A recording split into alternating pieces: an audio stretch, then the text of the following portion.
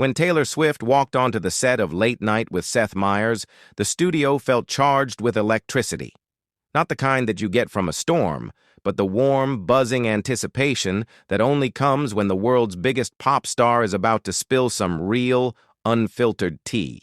The crowd roared, eager for a glimpse into Taylor's whirlwind life, her chart-topping Eras tour, her upcoming wedding, and, of course, the love story everyone can't stop talking about. Taylor Swift and Travis Kelce. Seth, ever the affable host, wasted no time diving into the news of Taylor's engagement. He teased about the logistics, how even something as simple as wedding invitations becomes a global event when you're Taylor Swift. Taylor laughed, her eyes twinkling with delight and a hint of nerves, admitting she hadn't even begun to think about the invites.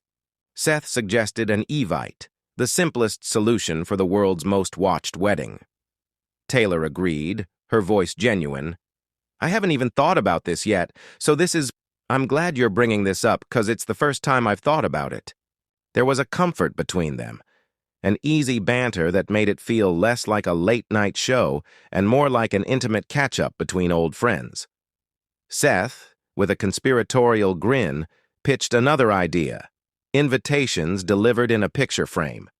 Taylor's laugh was infectious, the audience joining in as she joked about decoder rings, secret messages, and trigonometry puzzles. Playful ways to weed out only the most determined guests.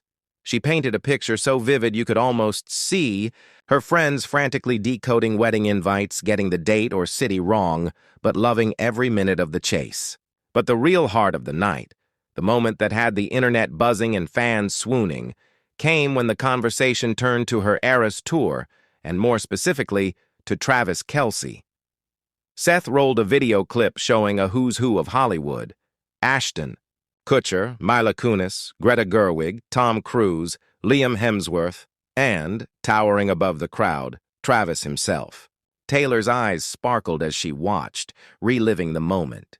She described looking out from the stage, feeling a pang of FOMO as she watched Travis and friends dancing with abandon, the tent bouncing so wildly she worried for its structural integrity. "And you know if that tent goes down, it's Travis's fault," Seth quipped. Taylor agreed, her warmth unmistakable. "Yeah, 100%, which means it's my fault. This is my person." It was a simple phrase, but in it was a world of affection and pride. Taylor Swift, who has written love songs for a generation, was letting the audience in on the fact that this time she's truly found her match.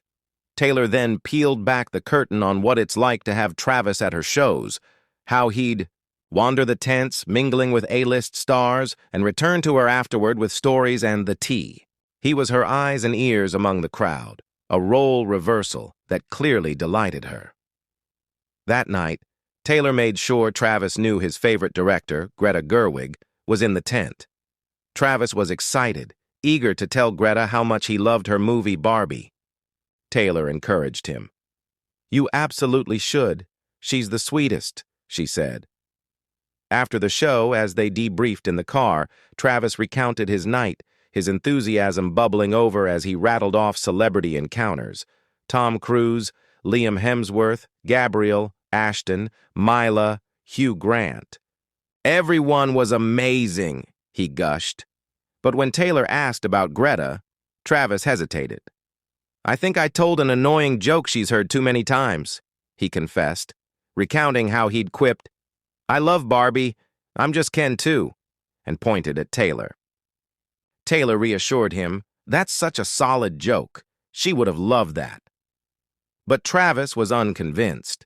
He said Greta was polite but distant, spending most of her night talking to Hugh Grant. They were dancing all night, had all these inside jokes. They kinda seemed like soulmates. Taylor, ever the detective, scrolled through social media. There it was, video after video of Travis dancing with Greta, or so she thought. "Travis, here's a video of you with Greta. It feels like she thought the joke was funny." Travis looked, then shrugged. "Oh, that's not Greta." The audience erupted in laughter. Taylor, barely able to contain her amusement, pieced it together. "Is there any chance at all, baby, that you complimented Hugh Grant's wife? Anna on her movie Barbie said, "I'm just Ken too."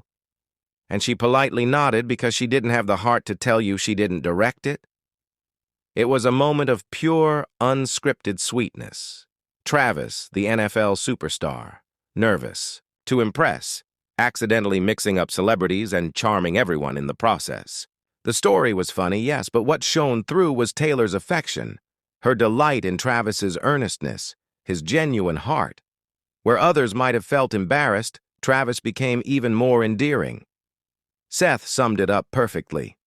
"Well, the bad news for you is he has face blindness, and the good news is he can recognize true love. So at least he saw soulmates." Taylor agreed, her smile full of pride. He saw soulmates, and he knew they were soulmates.